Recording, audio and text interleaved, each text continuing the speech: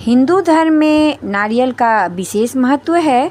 नारियल के बिना कोई धार्मिक कार्य सफल नहीं होता है। तो आज नारियल से जुड़ी एक पौराणिक कथा लेकर मैं आई हूँ और आप लोग को इसके बारे में पूर्ण जानकारी दूंगी। तो आज की कहानी है नारियल की कथा। तो आप लोग ज़रूर से ज़रूर पूरी कहानी सुने और चैनल को भी सब्सक्राइब कर दें। नारियल का इस धरती पर अवतरण ऋषि विश्वामित्र के द्वारा किया गया था।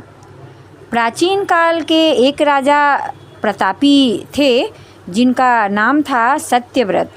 सत्यव्रत को ईश्वर में संपूर्ण विश्वास था। उनके पास सब कुछ था, लेकिन उनके मन की एक इच्छा थी जिसे वे किसी भी रूप में पूरा करना चाहते थे। वे चाहते थे कि वो किसी भी प्रकार से पृथ्वीलोक से स्वर्गलोक जा सके। स्वर्गलोक की सुंदरता उन्हें अपनी ओर आकर्षित करती थी, किंतु वहाँ कैसे जा सकते हैं ये सत्यव्रत नहीं जानते थे। एक बार ऋषि विश्वामित्र तपस्या करने के लिए काफ़ी दूर निकल गए और लंबे समय तक वापस नहीं आए। उनकी अनुपस्थिति में उनके क्षेत्र में सूखा पड़ गया और उनका परिवार भूखा प्यासा भटक रहा था। तब राजा सत्यव्रत ने उनके परिवार की सहायता की और उनकी देखरेख की जिम्मेदारी ली। इस प्रकार सत्यव्रत का उनके व्यवहार से विश्वामित्र का परिवार संतुष्ट था।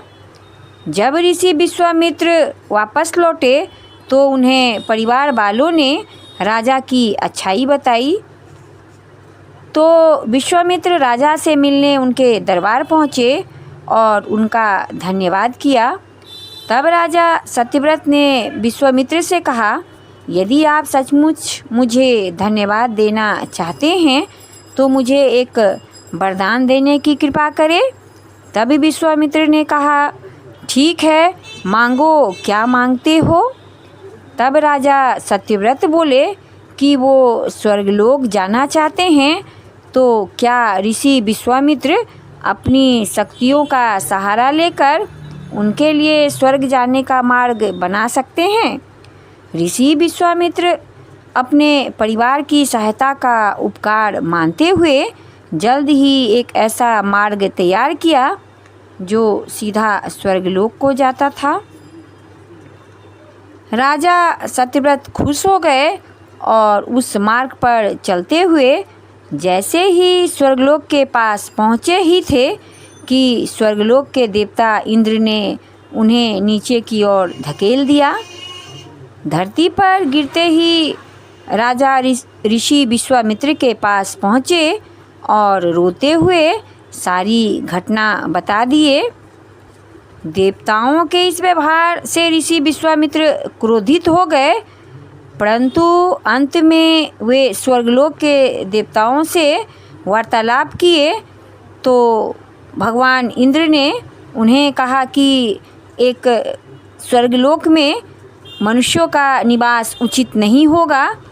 तो उनके आपस में वार्तालाप करके उन्होंने एक हल निकाला। इसके मुताबिक राजा सत्यव्रत के लिए अलग से एक स्वर्गलोक का निर्माण करने का आदेश दिया गया। ये नया स्वर्गलोक पृथ्वी एवं असली स्वर्गलोक के मध्य में स्थित होगा, ताकि ना ही राजा को कोई परेशानी हो और ना ही देवी देवताओं को किसी कठिनाई का सामना करना पड़े। राजा सत्यव्रत भी इस सुझाव से बेहद प्रसन्न हुए, किंतु न जाने ऋषि विश्वामित्र को एक चिंता ने घेर लिया था। उन्हें इस बात का डर था कि धरती और स्वर्गलोक के बीच होने के कारण कहीं हवा के जोर से ये नया स्वर्गलोक डगमगा न जाए। यदि ऐसा हुआ तो राजा फिर से धरती पर आ गिरेंगे। और इसका हल निकालते हुए ऋषि विश्वामित्र ने स्वर्गलोक के ठीक नीचे एक खंभे का निर्माण किया, जिसने उस नए स्वर्गलोक को सहारा दिया।